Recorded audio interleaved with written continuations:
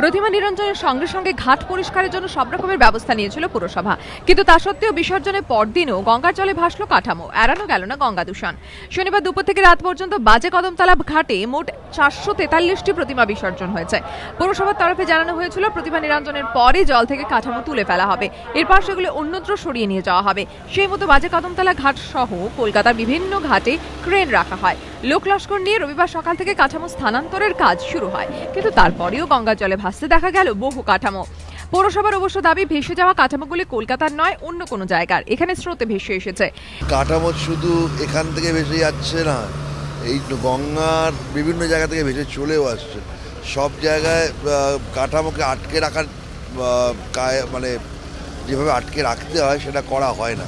কলকাতা পুরসভার বাইরের যে ভাসানগুলো হয় তারও বেশ কিছু কাঠামো দেখা যায় যে ভাটার সময় ভাসতে ভাসতে চলে আসে। কেন্দ্রে ক্ষমতায় আসার পরই গঙ্গা থেকে দূষণ মুক্ত করার উদ্যোগ নিয়েছেন প্রধানমন্ত্রী নরেন্দ্র মোদী, কিন্তু তারপরেও পুরসভার এই ভূমিকা নিয়ে প্রশ্ন তুলছেন অনেকেই। অরিত্র ভট্টাচার্য, রুমা পাল, এবিপি আনন্দ, কলকাতা।